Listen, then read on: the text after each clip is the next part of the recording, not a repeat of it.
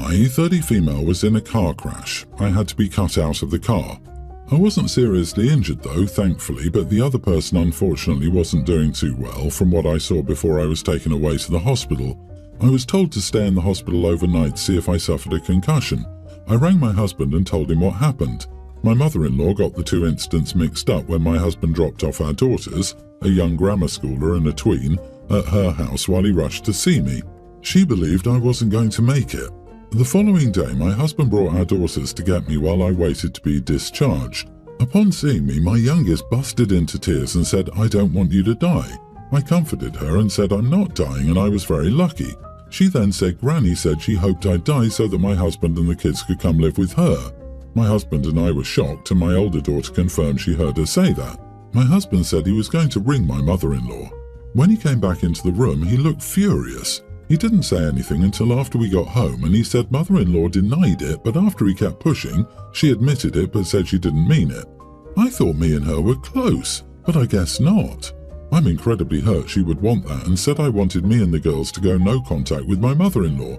I told him he could have a relationship with her, but I didn't want me and the girls to have one with her. My husband said he supports me. He then rang my mother-in-law and told her what I said. She didn't take it too well. She came to our house crying and said it was a misunderstanding, she didn't mean it and that we were taking it wrong. My husband asked, "What did you mean then?" She just got hysterical and started crying and saying she always wanted daughters, but my husband was the only child due to her not being able to have any more after him. The girls are more like her daughters than granddaughters, and she wasn't thinking properly when she said that to our youngest. She got so worked up that my husband had to take her home. When he got back, he said he didn't know she felt like that and asked if I still wanted to cut her off. I said yes. He said okay and didn't argue. But it's been a week now and he's still very quiet and hasn't said much about what happened, and now I'm starting to feel guilty and wondering if I did take it the wrong way. Am I the idiot for cutting my mother-in-law off because she told my daughter she hoped I died when I was taken to hospital? Not the idiot. Why would you feel guilty? She wished you dead out loud to your child so she could have a daughter. That's so beyond messed up. Hopefully your husband realizes how absolutely messed up that is and cuts her off too. She's only sorry because she got caught. Do not allow her to be near you or to alienate your children. She's already shown you she cannot be trusted. My mother-in-law got the two incidents mixed up. Yeah, sure. Your daughter needed assurance and positivity, not what that disgusting harridan said. Mother-in-law did mean it. You don't blurt something like that out of misunderstanding or as a joke. That whole hysterical outburst she put on in front of you, that was BS. Manipulative BS, because she got caught. And it seems to have worked on your husband because she's trained or brainwashed him that way. Stand your ground. She needs, at the very least, a good long time out. Do not let your husband or anyone sweep this under the rug, because doing that would make everyone think it's perfectly okay for mother-in-law to hope you died and for your daughters to lose their mom. That's sickening. I'd make that time out at least 6 months. Heck, make it for the rest of this year, so she loses out on the big holidays at the very least. What a vile damn cow. He's probably also struggling himself. His mother admitted he wasn't good enough because she wanted daughters. He needs time to process the awful crap his mother said about him.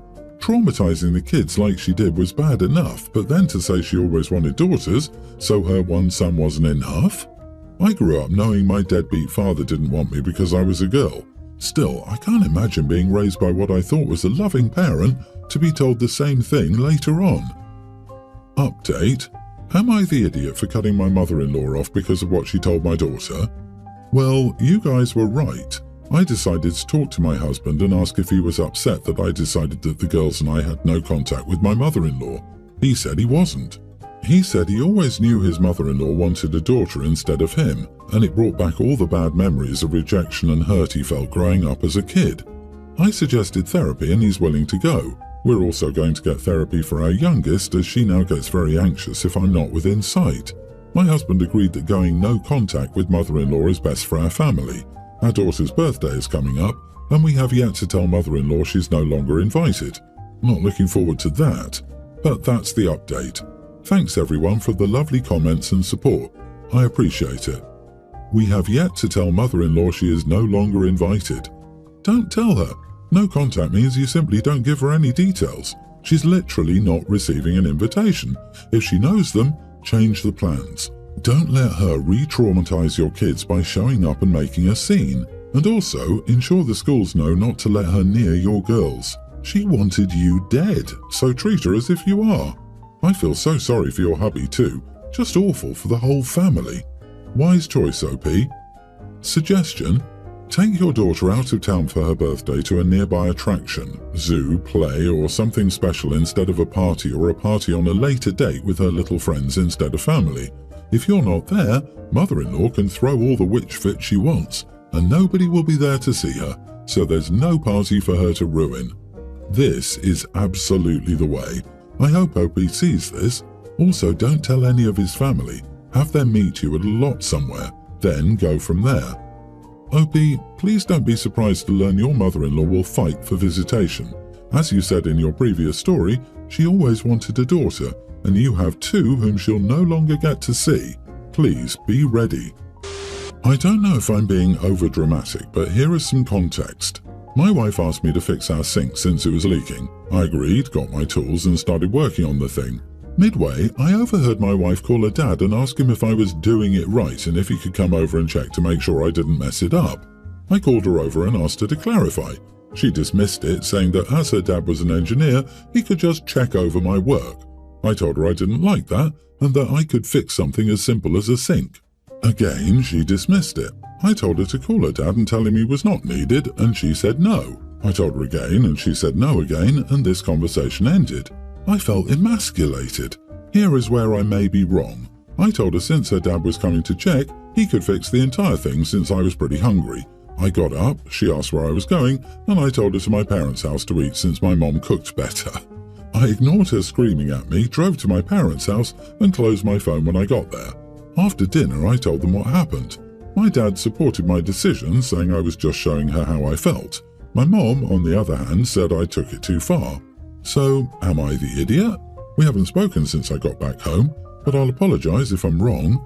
She dismissed it, saying that as her dad was an engineer, he would just check over my work. Well, there are no plumbing courses in engineering. Source: I'm an engineer. There are no engineering courses in plumbing either. I think they are different things.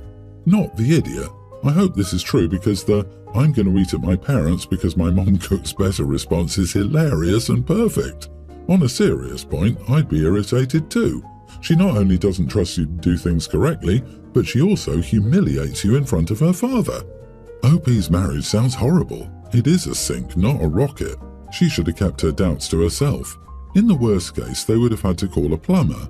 Now he knows what she thinks of him. I will say emasculate isn't the term here, it's infantilized. How cute that you're trying, darling, but let's just get daddy to check. My husband was initially worried when I took on a project like this. I didn't feel defeminized, just intensely annoyed. Now he asked me to fix things. What gets me also is the fact she asked him to fix the sink. Why even ask if she doesn't believe he can do it? Seems so strange, but I think OP handled it well considering. What reaction did she expect? When she's impatient, rude and dismissive to you, what could she reasonably expect to receive as a response? I loved your answer. Next time she starts to cook dinner, call your mom within earshot of your wife and ask your mom to come over to check that your wife is cooking the dinner the right way. See how she likes that. It doesn't matter if you are the husband or the wife. If your spouse calls their parent to check your work, it's insulting. I, 30 female, quit my stressful white-collar job 5 years ago and became self-employed. The thing is, my self-employment is as an exotic dancer. I make my own schedule, make great money, and 90% of the time I really enjoy my job. About 3 weeks into the job, I ran into a family member's significant other. Let's call him Bob and my family member Beth. Bob was just as surprised to see me as I was him. Bob and I both agreed to not say anything to anyone. Also, when you're hired at this club, we sign a confidentiality agreement to not speak about patrons seen in the club. I also want to mention we never touched or did a lap dance, but he saw me naked considering the occupation. Fast forward 4 years later, Bob and Beth are now getting married. And of course it spilled out I'm an exotic dancer and he came to my club 4 years ago. Still trying to figure out how everything came out. Anyway, now I'm the only family member excluded from the wedding. Mom, Dad and siblings were invited. Every family member attended the wedding without issue except for my mom and dad, who decided not to attend because I was excluded. I asked them to attend regardless, considering I'm not a huge fan of weddings. Now, after the fact, I'm bothered by it. Not by the lack of invitation, but what seems like the complete agreement from my entire family that I deserve to be excluded, other than my parents and siblings who still attended. It's as if everyone thought, well, she's an exotic dancer, and the future husband saw her naked once, she's not invited. And everyone agreed 100%. I haven't seen my extended family since the wedding was this summer. When I said I wasn't attending Christmas with them, there was concern about my not being present and how I was so missed. So, am I the idiot? Not the idiot, and I disagree with anyone saying it's reasonable that she didn't invite you to the wedding. It's not reasonable because you're an exotic dancer, and it's not reasonable because of Bob's involvement. If she's that uncomfortable with the Bob situation, then she shouldn't be marrying him. She'd be blaming you for Bob's issues. What, did the bride think you were going to peel it off on the dance floor at the reception? Strange how you get the cold shoulder for your work, however he doesn't for being a customer. Double standards at play here. An invite would have been nice, but what's nicer is your parents standing up for you. By the way, I know that a good exotic dancer can make real bank. I knew one once who worked as an insurance adjuster by day and put all of her club money into IRAs and other investment vehicles. I'm willing to bet she retired with a really good nest egg. Are you really surprised that someone who probably thought her precious boyfriend didn't go to places like these clubs not only discovered that he actually did go while they were dating, and on top of that they both know one of the dancers, didn't want said dancer at the wedding? They probably had a major fight over it when she found out, and it's not that big of a stretch to say they didn't want a reminder at their wedding. I'm guessing clubs were off limits to begin with, and once it became family gossip, they definitely didn't want it to be the primary thought on all minds. Joke's on them though. I'm guessing OP's profession is far more of a topic of conversation than their actual wedding. LOL. My female nearly adult dad got a once-in-a-lifetime job in another country. My mom died 4 years ago, so my options were to go with him or stay with my half-sister, 30, about half an hour away. I didn't want to leave during my senior year, so I'm staying with her. First, her house has 2 bedrooms and she has 3 kids, a toddler, a preschooler and a kindergartner, so I have to share a room with her and the toddler. The rooms in her house are a little small, so it's so cramped. She got me a loft bed because that's the only way she could fit a bed and dresser in the room for me. She also treats me like a kid's nanny. She works from home, but it's my job to pick up her kids from daycare, literally 4 blocks from her house. She could do it herself and she expects me to watch them until she's done. I don't get paid for this. My dad pays her to take care of me. I've complained about it before, but she says I need to contribute if I want to live here, and my dad won't rent me my own place, so I'm kinda stuck here. I was trying to talk to my friend the other day and her toddler was crying and her other 2 were complaining that they were hungry and bored. I sent them all to their mom and she brought them back to me and told me to change the baby's diaper, make a snack and either take them to the playground across the street or play with them. I told her if she could get up to tell me what to do, she could make the snack and change the diaper, but she just handed the baby to me and walked away. When she was done, she came out and saw that they were watching Frozen and she yelled at me for not doing what she said. I told her I'm not her kid's nanny and she needs to take care of her own kids. But she said if I don't help out, she'll call my dad and say this isn't working and I need to go. Am I the idiot for telling my sister to take care of her own kids? Edit, I can't move in with a friend's family. My dad doesn't want me to and has already told me he'll cut me off if I move out before college. The kid's father is in the military. He was deployed a couple of months before I moved in. My dad's paying for my college and getting me a house. If I do move out, I lose my car, credit card, college account, etc. Not the idiot, OP, but, sigh, the only other option left for you is to move where your father is now residing. Your sister is already telling you that if you don't help her with childcare, then you have to go. I understand that you're upset and you definitely have the right to be, but you have no other options. Dad can step in and say free labour is not part of the deal. You can't just force free labour out of a kid when they're stuck living with you due to circumstances outside their control.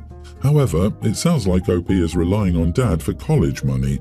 If she moves out, she's on her own financially. Dad is in another country. What's he going to do? Call the cops if OP decides to move out to stay at her friend's for the rest of the school year. Try to put OP on a plane. I tell the sister to keep the rent money, stay mum about OP moving out, and find a friend to bunk with in exchange for chores. I bet childcare was part of the agreement. Whether it was adequately presented to OP or if she fully understood it is likely the bigger variable. But OP says Dad is only giving older sister a few $100s a month, essentially groceries and utilities, and older sister has to share her bedroom and have an extra body in her 2-bedroom that she also uses for work from home. Meanwhile, OP has a car and car insurance, a credit card, a future house, and a college fund from Dad. I'm betting the older sister only agreed to this living arrangement if it came with childcare help. My male 31 wife 30 has a friend, we'll call her Dana, female 34.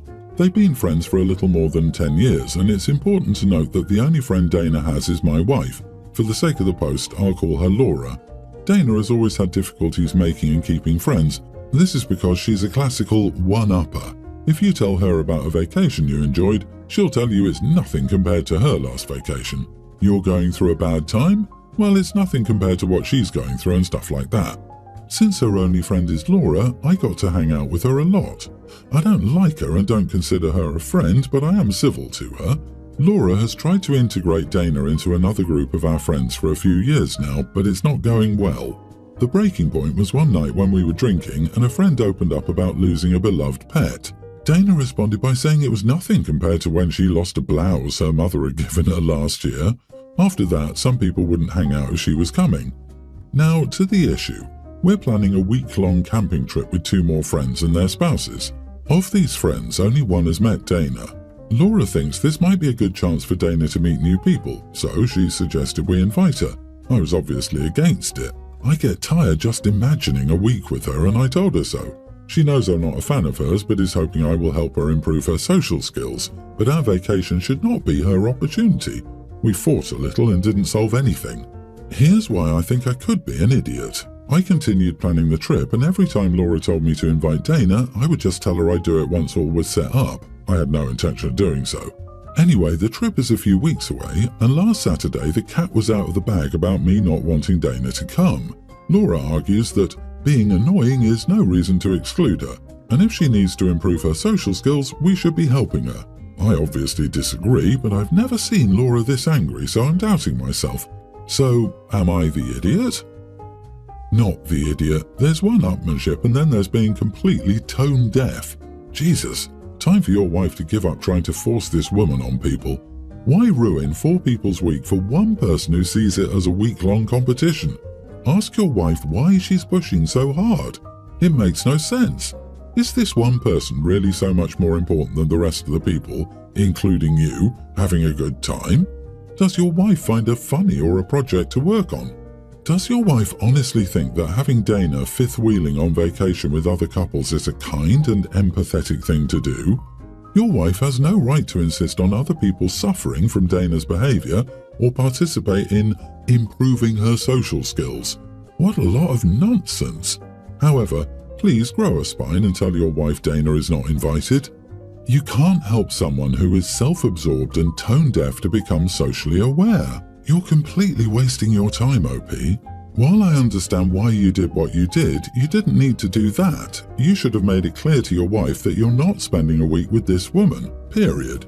I don't think I can spend a day with someone like her, let alone a week.